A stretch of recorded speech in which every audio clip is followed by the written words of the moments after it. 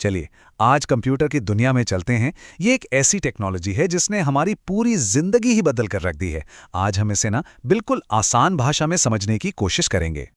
एक सवाल से शुरू करते हैं। क्या कोई मशीन सोच सकती है? सोचने में अजीब लगता है ना? पर यही वो सवाल है जो हमें कंप्यूटर की दुनिया के दरवाजे पर लाकर खड़ा कर देता है। चलिए देखते हैं कैसे।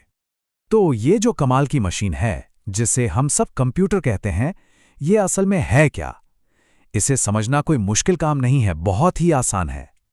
अगर बिल्कुल सीधे साधे शब्दों में समझें तो कंप्यूटर बस एक इलेक्ट्रॉनिक मशीन है। हम इसे जो भी करने को कहते हैं, यानी जो भी निर्देश देते हैं, ये उन पर बिजली से भी तेज रफ्तार से काम करती है।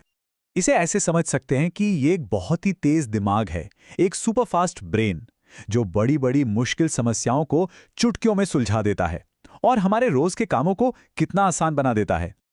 अब यहाँ एक बहुत ही मजेदार बात है। हर कंप्यूटर के ना दो मेन हिस्से होते हैं। इसे समझने के लिए हम कह सकते हैं कि एक उसका शरीर है और दूसरी उसकी आत्मा।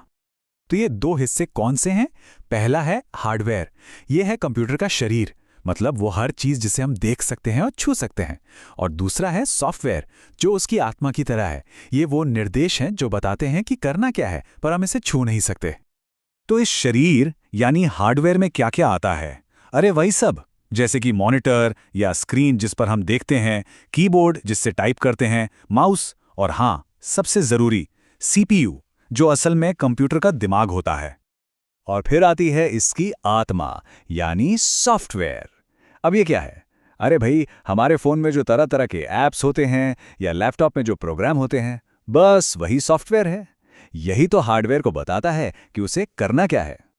ठीक है, तो शरीर भी हो गया, आत्मा भी हो गई, लेकिन सवाल ये है कि ये दोनों मिलकर काम करते कैसे हैं? अच्छा, इसका जवाब ना एक बहुत ही सिंपल 3 स्टेप वाले प्रोसेस में छिपा है। ये पूरा काम 3 स्टेप्स में होता है। सबसे पहले कंप्यूटर हमसे जानकारी लेता है, इसे कहते हैं इनपुट। फिर वो उस जानकारी पर सोच विचार करता है, काम करता है, उसे कहते हैं प्रोसेस।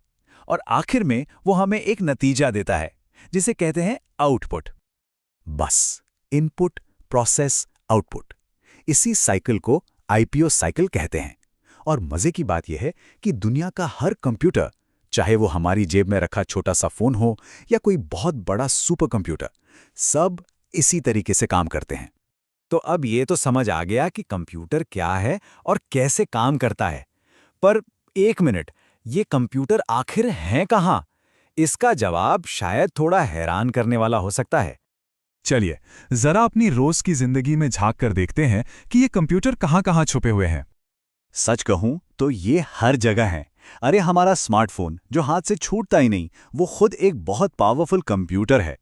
बैंक की एटीएम मशीन, आजकल की गाड़ियां, घर का स्मार्ट टीवी, यहाँ तक कि यूपीआई पेमेंट करने वाली छोटी सी मशीन या ऑनलाइन ट्रेन टिकट बुक करने वाला सिस्टम, ये सब के सब कंप्यूटर ही तो हैं।